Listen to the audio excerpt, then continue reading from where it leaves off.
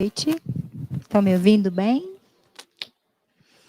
Bom, vamos começar os nossos trabalhos da noite de hoje, né? Primeiro, quero agradecer a presença de todos que estão aqui. A do Max Lane, que veio nos bater um papo, né? Max Lane, que é da Federação Espírita, né? E aí eu vou dar aqueles uns recadinhos básicos, né? Que vocês já sabem, mas a gente sempre repete, né? Primeiro é que se quem tiver com celular, que dá uma baixadinha nele, coloca no silencioso, ou desligue, né? Eu quero convidar vocês para a próxima palestra, que é na quinta-feira. O tema também é muito legal, né? É parábola dos lugares primeiros, dos primeiros lugares. Olha que legal, né? Vai ser com o Daniel, e vai ser bem Daniel do Rodrigues. E hoje nós vamos, a nossa palestra de hoje é com página aos pais, né? O tema é página aos pais, e a leitura é página aos pais, né? E deixa eu ver, eu quero falar os nossos trabalhos na nossa casa, né? Nós temos o atendimento fraterno, que é quinta e sábado. Nós temos a sopa, que ocorre nos domingos pela manhã. A Alta de Souza, também, que é um trabalho muito legal. Nós temos a evangelização no sábado com a juventude, né? Então, se vocês quiserem, no domingo, nos presentear com a presença de vocês, com esse trabalho, também se sintam convidados, né? À vontade. E hoje e sábado nós temos a nossa palestra, né? Então, eu vou fazer a leitura do texto preparatório, em seguida nós vamos fazer a prece, a nossa irmã Corália vai fazer, e depois o Max vai começar a conversar com a gente, tá bom? Página aos pais. Por maiores sejam os compromissos que te prendam a obrigações dilatadas na esfera dos negócios ou na vida social, consagrarás à família as atenções necessárias. Lembrar-te-ás de que o lar não é tão somente o refúgio que o arquiteto te planeou, baseando estudos e cálculos nos recursos do solo. Encontrarás nele o templo de corações, em que as leis de Deus te situam transitoriamente o espírito, a fim de que aprendas as ciências da alma no internato doméstico. Honrarás teu pai e tua mãe, proclama a Escritura, e daí se subtende que precisamos também dignificar nossos filhos, ainda mesmo se eles, depois de adultos, não nos puderes compreender. Nada impede venhamos a entendê-los e auxiliá-los, tanto quanto nos seja possível, sem por isso necessitemos cortar os planos superiores de serviço que nos alimente o coração. Reconhecendo o débito irresgatável para com teus pais, os benfeitores que te entreteceram no mundo a felicidade do berço, darás a teus filhos, com a luz do exemplo no dever cumprido, a devida oportunidade para a troca de impressões e de experiências. Se ainda não consegues ofertar-lhes o culto do evangelho em casa, asserenando-lhes as perguntas e ansiedades com os ensinamentos do Cristo, não te esqueças do encontro sistemático em família, pelo menos semanalmente, a fim de atender-lhes às necessidades da alma. Detente a registrar-lhes as indagações infanto-juvenis, louva-lhes os projetos edificantes e estimula-lhes o ânimo à prática do bem. Não abandone teus filhos à onda perigosa das paixões insofreadas, sob o pretexto de garantir-lhes personalidade e emancipação. Ajuda-os e habilita-os espiritualmente para a vida de hoje e de amanhã. Sobretudo, não adies o momento de falar-lhes e de ouvi-los, pois a hora da tormenta de provações, na viagem da terra, se abate, mas dia menos dia, sobre a fronte de cada um, por teste de resistência moral, na obra de melhoria e resgate, elevação e aprimoramento em que nos achamos empenhados. persevera no aviso e na instrução, no carinho e na advertência, enquanto o ensejo te favorece, porquanto muito dificilmente conseguimos escutar-nos uns aos outros por ocasião de tumulto ou tempestade, e ainda porque ensinar equilíbrio quando o desequilíbrio já se instalou, significa, na maioria das vezes, trabalho fora de tempo ou auxílio tarde demais. Então, Emmanuel falou esse texto belíssimo, né? Então, honremos, né, os nossos filhos, os nossos pais. Então, essa mensagem é do livro Família, dos Espíritos Diversos, Chico Xavier. Então, agora nós vamos fechar nossos olhinhos, conectar com o mais alto e ouvir a nossa prece inicial.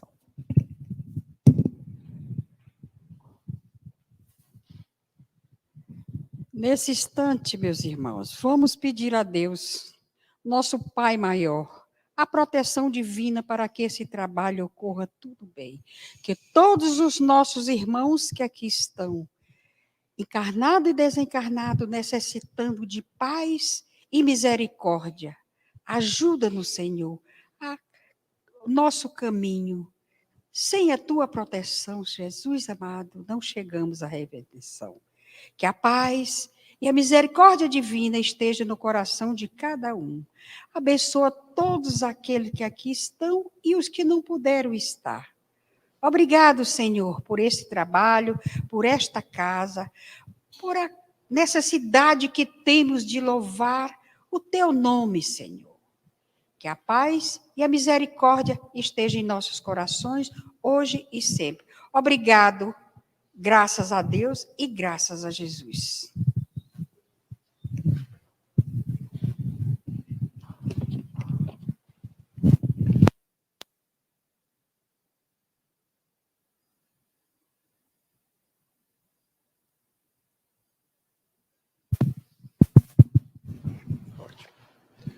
Boa noite a todas, boa noite a todos. Que a paz do nosso doce Rabi, da humilde Galileia, permaneça em nossos corações, hoje e sempre. Nós vamos falar de uma das mais importantes atividades do ser humano na Terra, que é maternidade e paternidade. E também a condição filial daqueles que foram gerados, que como filhos têm o dever de honrar seus pais.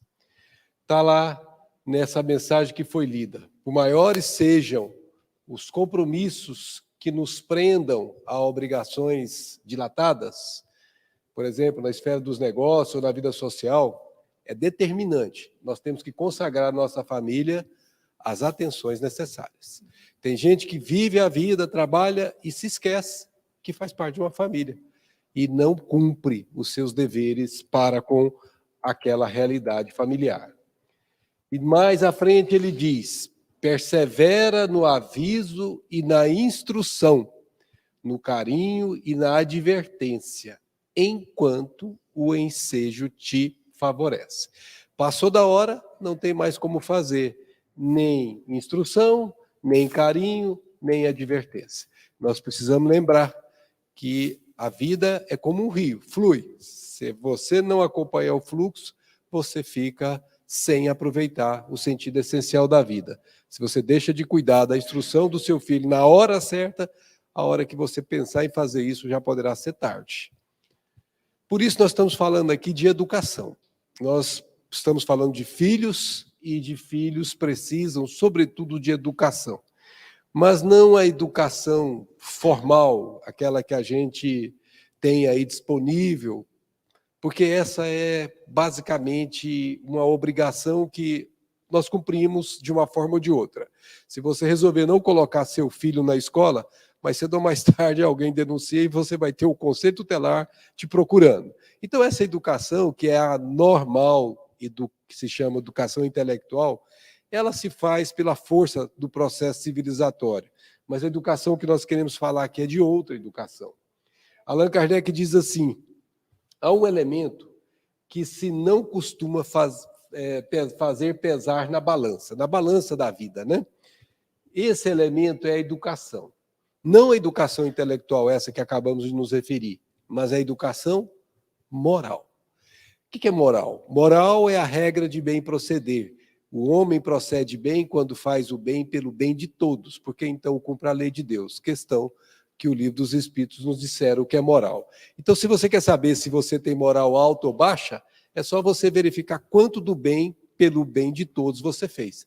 E isso define o tamanho da moral de cada um de nós. E o bem maior que nós temos que fazer no lar é para com os nossos filhos. Então, nós temos que pensar na educação moral deles, para que eles também aprendam a fazer isso na sua vida cotidiana. E ele diz mais: não nos referimos, porém, à educação moral pelos livros.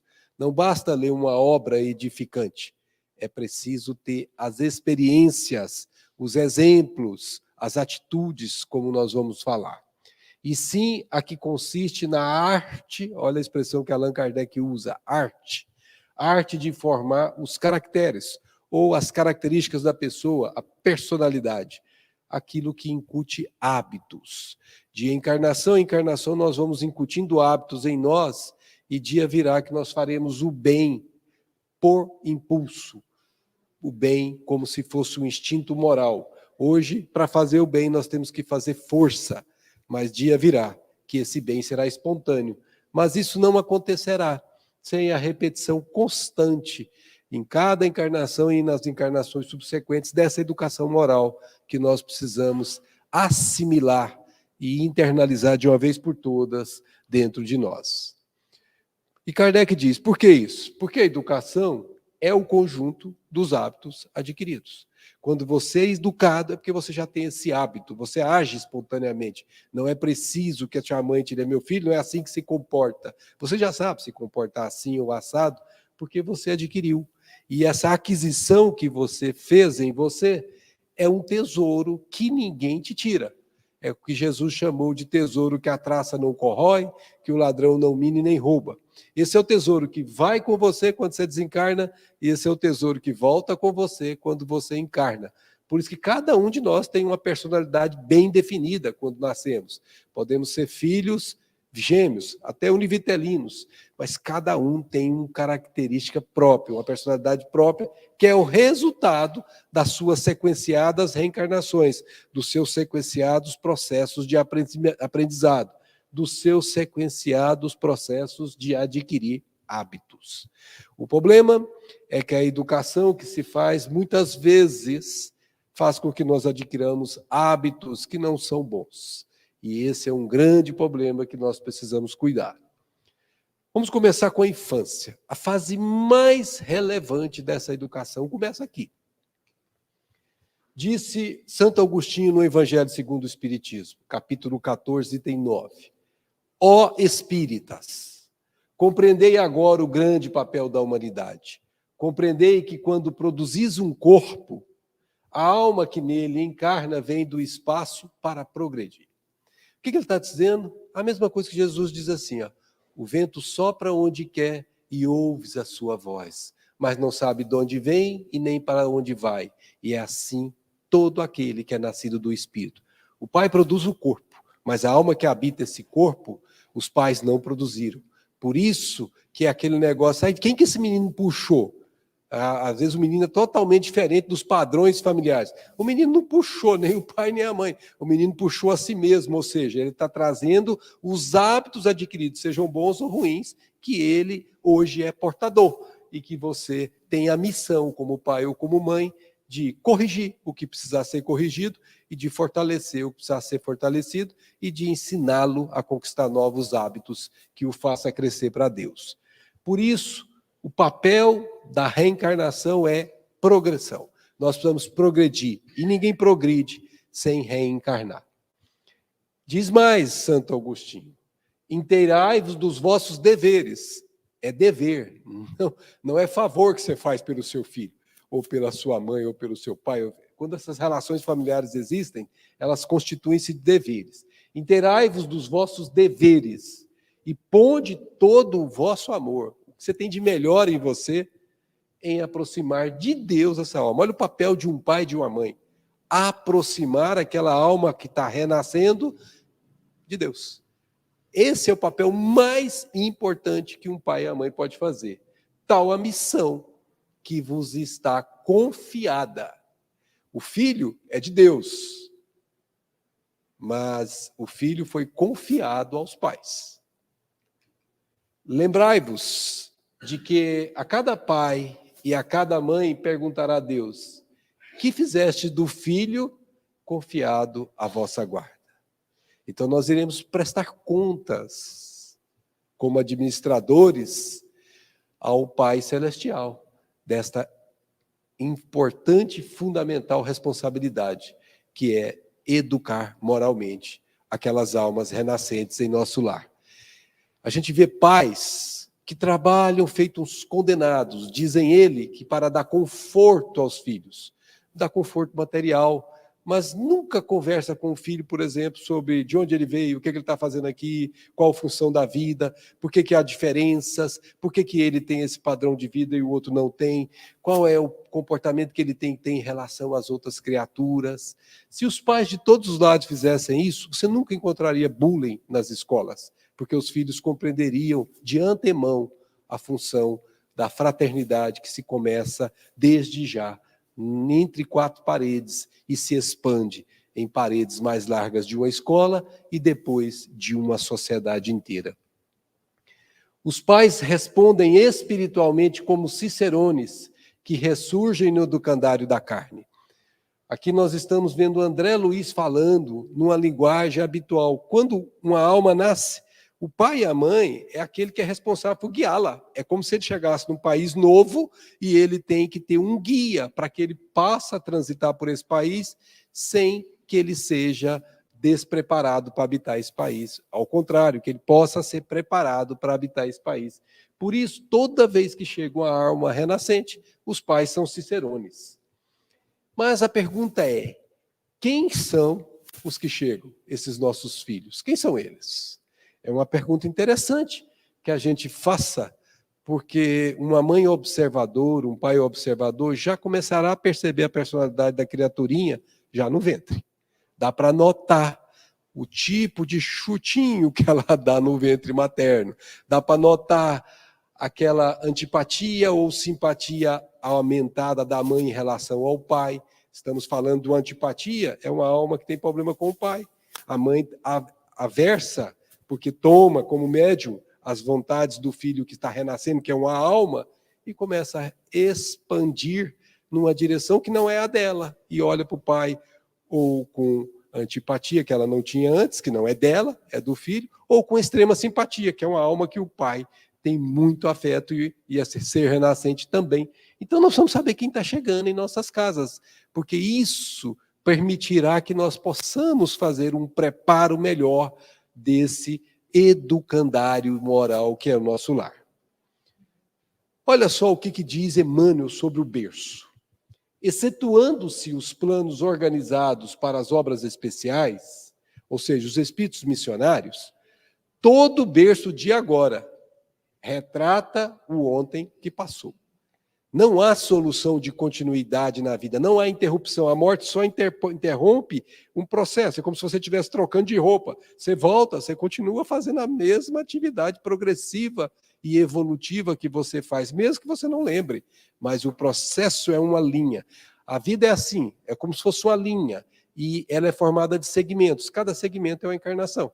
Então vamos formando segmentos que vão constituindo a vida. A vida é única, é uma linha contínua.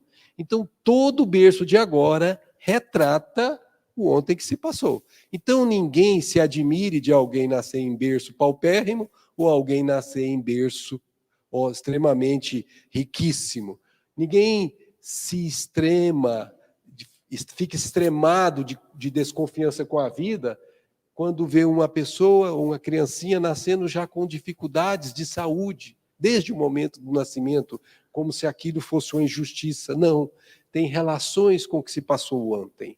Não há, tenham certeza disso, absolutamente nenhum acaso nas relações da vida. Nosso berço no mundo é o retrato de nossas necessidades. Ou seja, você nasce exatamente onde você precisou nascer, com o pai e a mãe que você precisou ter. Ah, mas meu pai é muito difícil. Esse é o pai que você precisou. A minha mãe é muito difícil. Essa é a mãe que você precisou. Será que você também não é muito difícil? Não. Normalmente, os semelhantes se atraem. Então, nós precisamos tomar muito cuidado de não arregimentar inquietudes íntimas, atribuindo à vida responsabilidades pelas nossas realidades atuais. A vida não tem nada a ver com isso, não. Isso é resultado do nosso próprio necessitado movimento de crescimento, seja ele de que espécie for. O caminho que iniciamos em determinada existência, conclui Emmanuel, é o prolongamento dos caminhos que percorremos naquelas existências que precederam a existência atual. Então, como dissemos, não há solução de continuidade. Simplesmente se continua. Se você interromper a tarefa aqui, ela volta a ser iniciada no momento certo, quando você reencarnar novamente. Portanto, nós sabemos que os nossos filhos são espíritos, e são espíritos com a sua própria bagagem evolutiva, são espíritos com seus dramas pessoais, são espíritos com seus planejamentos que aqui precisarão cumprir, são espíritos que necessitarão de alguém que lhe dê as mãos nas dificuldades que eles enfrentarão, porque não há nenhum de nós que desce do plano espiritual para a Terra a passeio. Todos nós, inclusive os nossos filhos, estão aqui para progredir frente às dificuldades que encetarão naturalmente no processo de reencarnação. Olha o que diz o Livro dos Espíritos na questão 385 sobre quem são os nossos filhos. Não conheceis o que a inocência das crianças oculta. Não sabeis o que elas são, nem o que foram e nem o que serão. O dia que eu li isso aqui, eu falei, meu Deus, se eu tivesse lido isso antes, eu não tinha filho, não, a caixinha de surpresa. Meu Deus do céu, eu não sei o que foi antes, não sei o que é hoje, nem sei o que será. Ora, por quê? Porque, na verdade, é uma alma com a individualidade própria. Está na sua casa como filho, numa questão de papéis e responsabilidade. Pode inverter, numa outra encarnação, você vai ser filho dele. E nós não precisamos nascer nos mesmos lares sempre. Nós, às vezes, mudamos de lar segundo as nossas necessidades evolutivas. Mas o fato é que a gente vê aquele negocinho bonitinho, nasce, né? Fala, que gracinha, mas você não sabe o bichinho feio que pode estar ali por trás dele, né? Que é o espírito que habita aquele corpinho bonitinho. Você não sabe quem está ali. E é muito importante você começar a ficar atento, porque os sinais que ele já passa do ventre, os sinais que ele passa quando ele já está no bercinho, já dizem um pouquinho de quem é ele. E isso vai aumentando à medida que ele vai cada vez mais completando a reencarnação, que só termina aos 7 anos. Então, pouco a pouco, ele vai se mostrando. E se o papai e a mamãe não forem tolinhos e achar que gracinha, meu filho, dando tapa no outro, que gracinha que tem nisso? A mãe tem que começar a corrigir desde cedo, porque são impulsos que ele traz como espírito e não como criancinha. E esses impulsos vão crescendo na medida em que ele vai formando o corpinho novo que habita. Diz mais, encarnado com o objetivo de se aperfeiçoar, o espírito, durante esse período, é mais acessível às impressões que recebe, capaz de lhe auxiliar em um adiantamento para o que devem contribuir os incumbidos de educá-los. Nessa fase, gente, em que a criança está do 0 aos 7 anos, ela é semelhante a uma esponja, assimila tudo. Se você grita, ela aprende a gritar. Se você fala calma, ela aprende a falar calma. Se você conversa civilizadamente com o cônjuge, ele também aprende isso. Mas se você discute, fala palavrão, se você perde o juízo, o equilíbrio, ele assimila tudo isso. Muitos consultórios psiquiátricos estão cheios de crianças que tiveram esses lares dramáticos na infância, porque assimilaram e causaram um trauma íntimo que a criatura precisa limpar, precisa diluir, e por isso precisa de um tratamento, de uma terapia. Então, essa fase aqui é muito importante. É a fase em que, se você puder, não delegue para terceiros o cuidado disso, não. Não é a creche que vai resolver seu problema, não. A creche vai te contribuir, mas você tem que estar presente. Porque se você deixa seu filho o tempo todo na creche e não convive com ele, você está correndo o risco do que a creche passa a não ser os valores morais que você espera que ele venha a conquistar. Então é muito importante a gente tomar cuidado, porque muitas vezes a gente quer ver os pais querendo ganhar dinheiro, e os dois vão trabalhar, mas já tem o necessário para viver. Não, mas eu quero deixar para o meu filho não ter problema na vida, eu quero deixar herança para ele poder. Herança? A melhor herança que você pode deixar para o seu filho é a herança dele saber tomar as decisões corretas frente à vida. É a herança da educação moral. Se seu filho não tem nenhum impedimento intelectual que necessite de um amparo futuro, ele mesmo vai construir a própria necessária condição social para ele. Não é necessário que gastemos o nosso tempo abandonando-o a terceiro para poder fazer uma riqueza que mais tarde não será útil como nós imaginávamos. Então, o melhor é que um dos pais fique com os filhos nessa fase, enquanto o outro trabalha, para que haja a educação de fato sendo feita. E diz Emmanuel no livro Consolador, desde a infância, pais e mães devem prepará-los para o trabalho e para a luta que os espera. Seu filho não pode ser criado dentro de uma redoma imaginária, como se ele fosse o príncipe encantado do mundo. Não é assim que funciona. Seu filho tem que ser preparado para o que ele vai encontrar na vida. Se você não preparar enquanto ele está aqui, é como aquela arvorezinha que foi criada dentro, foi plantada dentro de um lugar em que ela não pegou intempéries. Quando você colocar ela lá, a primeira chuva ela já fenece, porque não tem a resistência que foi retirada dela por não ter exposto essa planta às necessárias condições atmosféricas. O filho é a mesma coisa. E nós vamos lembrar que ele tem que estar aqui no mundo, como Jesus diz, meu pai trabalha sempre, e eu trabalho também, o nosso filho é um espírito que também trabalha. E aqui, desde pequenininho, precisamos orientá-los. Está brincando com os brinquedinhos?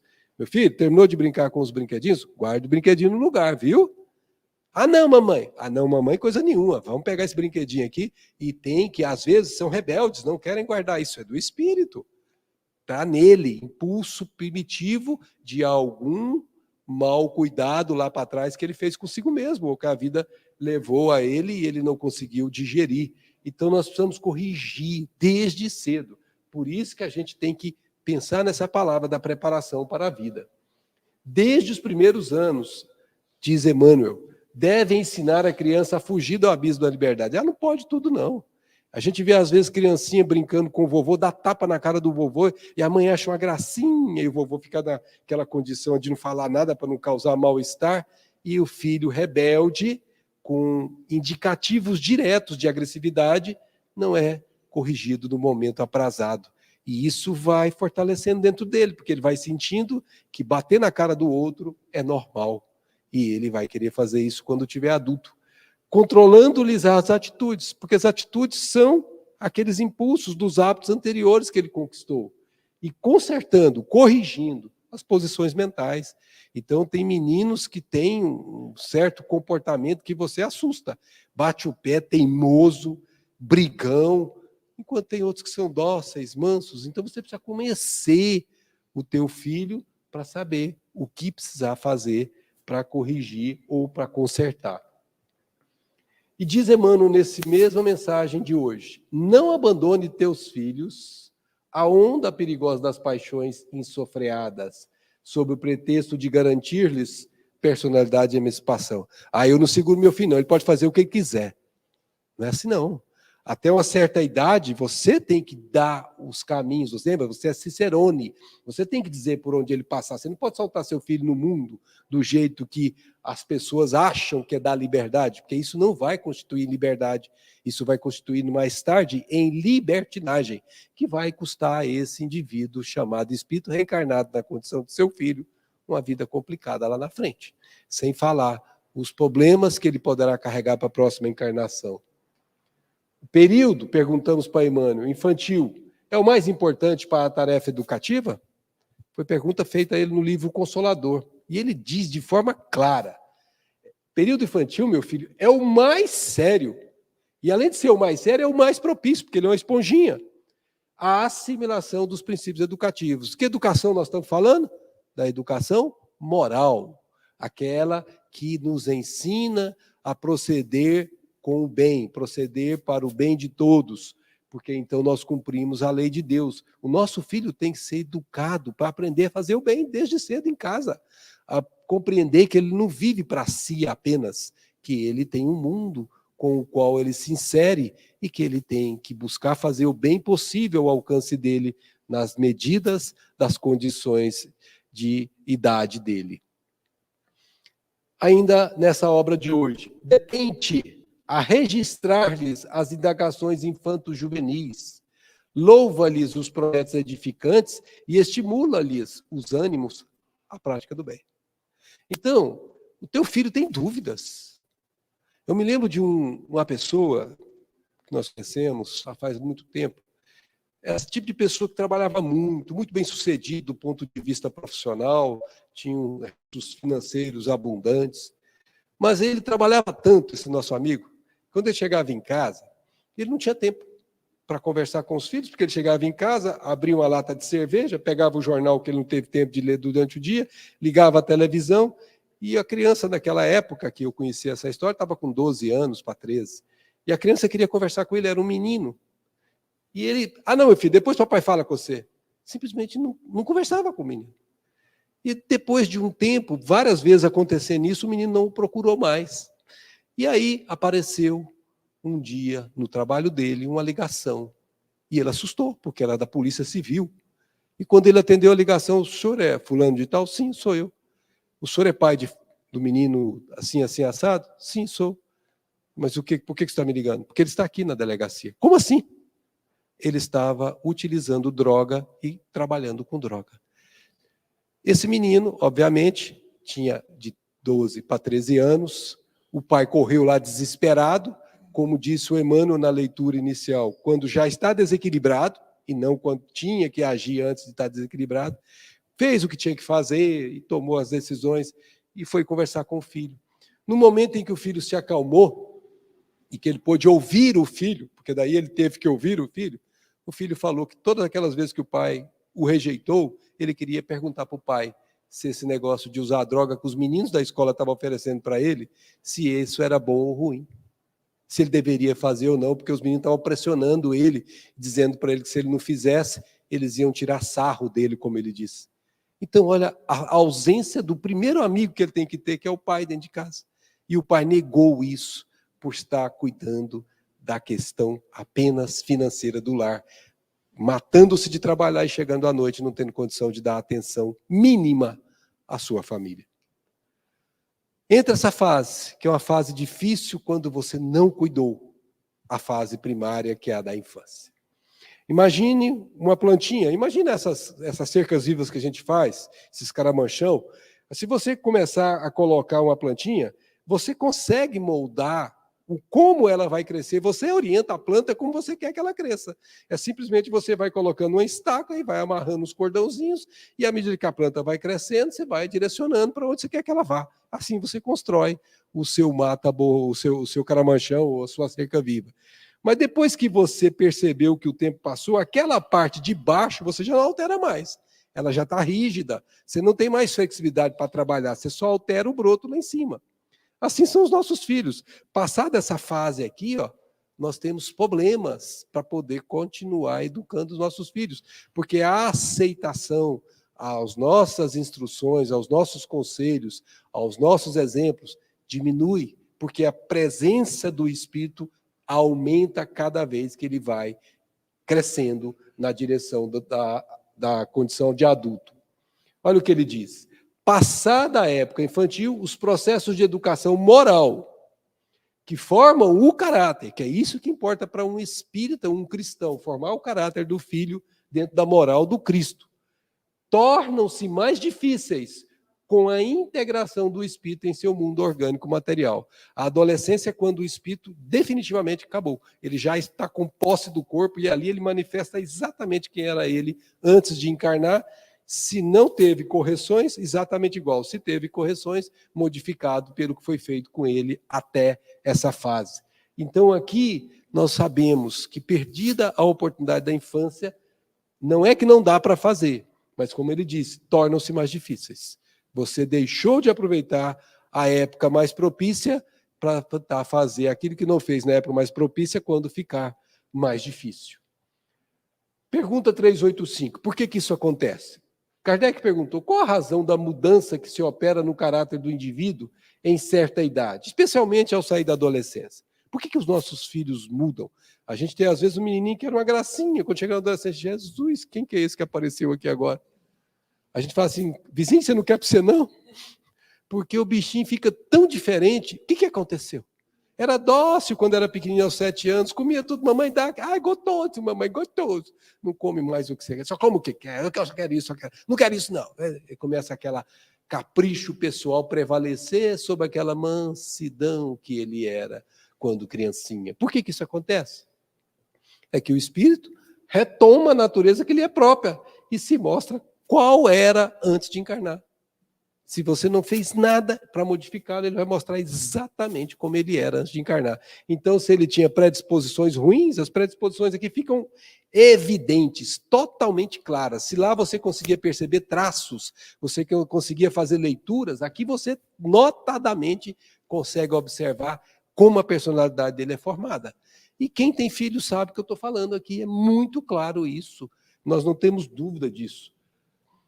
Ainda na questão 583, Kardec indagando. São responsáveis os pais pelo transviamento de um filho que envereda pelo caminho do mal, apesar dos cuidados que se dispensaram?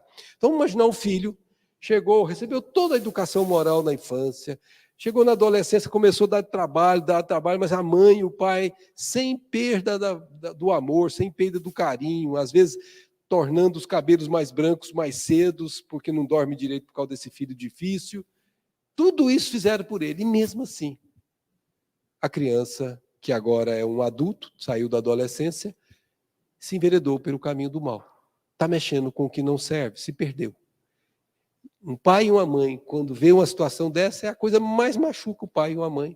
É essa situação, que ele gastou todas as suas energias, fez tudo o que estava ao seu alcance, e ainda assim, o filho se perdeu. O pai é responsável? A mãe é responsável? A gente já sabe a resposta, não. Não é. Mas, quanto piores forem as propensões do filho que nós aceitamos como filho, aquele espírito que reencarnou, tanto mais pesada é a tarefa. Nós sabíamos quando íamos encarnar que iríamos receber um trenzinho difícil, mas recebemos assim mesmo.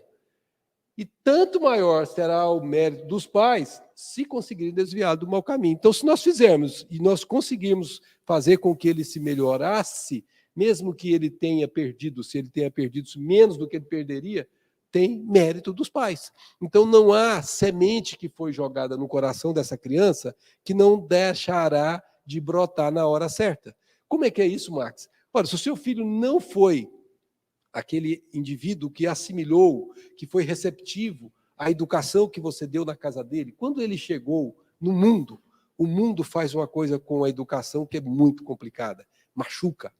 O mundo faz a pessoa sofrer, e quando ela sofre, o coração retalha, e o coração retalhado é como se fosse o solo que está propício para a germinação daquelas sementes que você jogou. E aquelas sementes, agora caindo no coração propício, elas germinarão, e o filho lembrará, ai, se eu tivesse seguido os conselhos do meu pai. Tudo que você falou não se perde, ali permanece, e na hora certa, na hora em que ele estiver pronto, essas sementes darão o seu fruto que precisa. Questão 190 para esse mesmo tipo de menino. Quando os filhos são rebeldes e incorrigíveis, impermeáveis a todos os processos educativos, como devem proceder os pais? Então você tem um filho daqueles assim que foi um desafio que você assumiu. Esse vai ser, se eu passar, meu Deus do céu, cumprimos a nossa missão diante desse espírito tão difícil. Porque o teu filho é um espírito. Então, se isso acontece, como é que os pais devem fazer? Emmanuel ensina dizendo assim, depois de movimentar todos os processos de amor e de energia no trabalho de orientação educativa dos filhos, você fez tudo isso. Depois de fazer tudo isso, é justo que os responsáveis pelo instituto familiar, sem descontinuidade da dedicação e do sacrifício, continuam sofrendo por causa daquele filho, tentando ajudá-lo, esperem, diz Emmanuel, esperem, não passivamente, como ele diz, ativamente, esperem a manifestação da providência divina para o esclarecimento dos filhos incorrigíveis. Então você faz prece, pede a Deus para ajudar, mas sabe como que vem essa ajuda? Compreendendo que essa manifestação deve chegar através de dores e de provas acerbas, amargas, de modo a semear-lhes com êxito o campo da compreensão e do sentimento que ele não aproveitou quando estava na zona de conforto. Quando sai da zona de conforto e entra na zona de sofrimento, torna-se propício à assimilação dessa compreensão da vida. Feito isso, nós vamos para nossas reflexões. Eu não sei onde está o relógio aqui, ali do lado. Tá, vamos fechar. Muitos pais garantem o conforto material dos filhinhos, mas lhes relegam a alma a lamentável abandono. Essa é outra lição de Emmanuel, que está em Fonte Viva, que chama Crianças, que vale a pena você conhecer. Então, tem muitos pais, e faz isso com as melhores das intenções, gente. Não faz isso porque quer fazer isso para errar, não. Ele faz achando que está acertando. Mas está dando tudo que o dinheiro pode comprar, mas abandona a criança como espírito ao seu primitivismo original dela. Ele diz, é imprescindível, você não pode prescindir, você não pode deixar de fazer. É imprescindível o abrigo moral, não só o abrigo do lar agradável, do lar confortável, que tem o alimento, tem a cama quente, tem as comidas que a criança precisa. Não, você também tem que dar aquela mesma fala que foi lido agora de Emmanuel, uma vez por semana reunir, fazer o evangelho no lar, conversar com os filhos periodicamente. E aí, filho, como é que você está indo na escola? Como é que está indo isso? Como é que está isso? Seus colegas, como é que são? Começar a perceber como seu filho está mudando quando ele altera comportamento, porque você, se estiver atento, percebe. Então, isso é abrigo moral, é cuidar. Quem ama, cuida, não descuida jamais. Porque esse abrigo moral assegura ao espírito renascente o clima de trabalho necessário à sua sublimação. Ninguém torna-se espírito melhor se não trabalha em prol do seu próprio bem e do bem de todos para com os quais ele está envolvido. Não desprezes a criança entregando-a aos impulsos da natureza animalizada. Todos nós trazemos predisposições, tendências, que são muitas vezes assustadoras.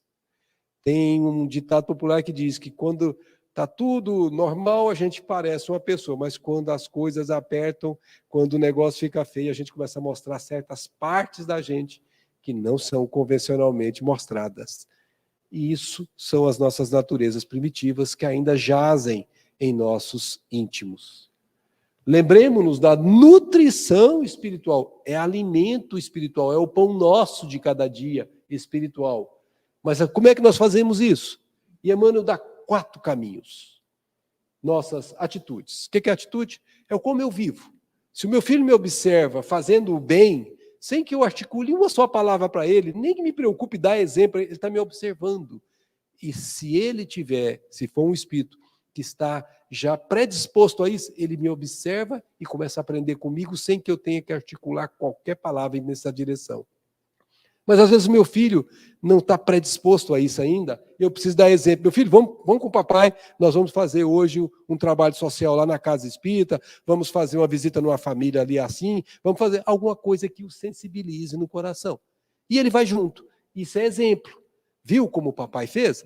Melhor exemplo disso é aquela mulher lá no Evangelho que leva a filha naquela entrega de alimentos para aquela família cujo pai estava doente no hospital, e ela vai falar para a filha que ela estava lá, mas que ela precisava dar dela mesma, porque se ela desse só das coisas que a mãe estava dando, ela não participou de fato. Então, ensinando a filha a fazer um crochê, alguma coisa, para fazer algo dela em benefício do outro. Isso é exemplo.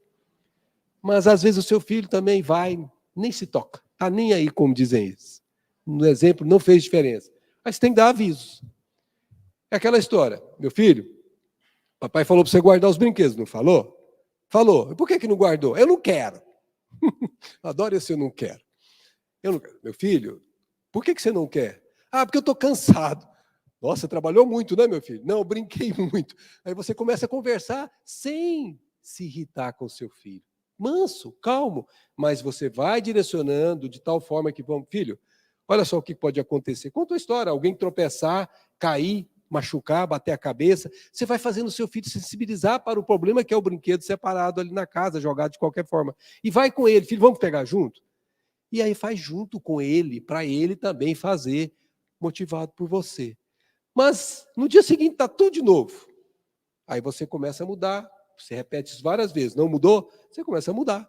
Meu filho, papai falou para você guardar. Se não guardar, você já sabe as consequências. Você já combina com ele. Ó, não vai ter essa brincadeira assim assado, não vai ficar nisso. Você vai privar ele de alguma coisa que ele gosta. E você pode e deve fazer isso. E se ele não fizer de novo, você vai fazer a correção, vai privá-lo mesmo. Porque a gente só dá valor no que tem depois que perde. O seu filho também aprende assim. A gente, às vezes, precisa fazer com que ele perca pouquinha coisa aqui, quando ele é pequenininho, para que ele não perca muito para aprender depois de adulto. Por isso, não perca o tempo oportuno de fazer isso. Se você fizer isso daqui 5 dias, já não terá o mesmo efeito, porque o fato que aconteceu nem será lembrado por ele. Tem que fazer no exato momento que o problema está acontecendo.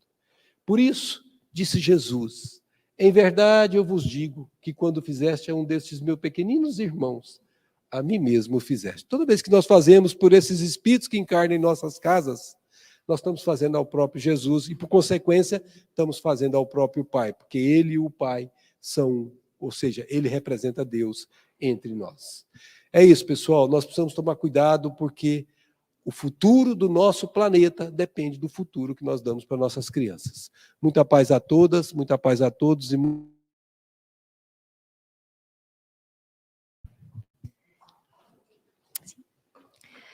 Bem, eu sempre esqueço de perguntar, gente. Alguém tem alguma pergunta para fazer para o nosso Max? Alguma dúvida? Está bem claro, né? Honrar pai, mãe e filhos, né? E seguir, né? Esse exemplo de educar um espírito, né? Esse nosso compromisso. Então, nós vamos passar para a segunda parte do nosso trabalho, tá? Que vai ser o passe. A gente vai verificar primeiro quantas pessoas vão entrar, então a gente prioriza, assim, a mãe que tem filhinho, os mais experientes, né, os mais velhos, e depois vai na sequência, tá bom? Então, e agora eu vou fazer a nossa prece final, vou pedir a vocês que fechem os olhos para sintonizar melhor, com mais alto, né? E agradecer a Ele, mais uma vez, esta bendita oportunidade de estarmos aqui, primeiramente na Terra, encarnados, e segundo, Senhor, com essa missão, muitos que têm, de receber seus filhos, encaminhá-los para o bem, porque assim seguimos o seu ensinamento e nos tornamos também pessoas melhores. Pedimos, então, que essas vibrações positivas se distribua para todo o nosso planeta Terra, as nossas casas aqui, essas famílias, e a essa casa abençoada. Assim, agradecemos mais uma vez e fique sempre conosco. Que assim seja.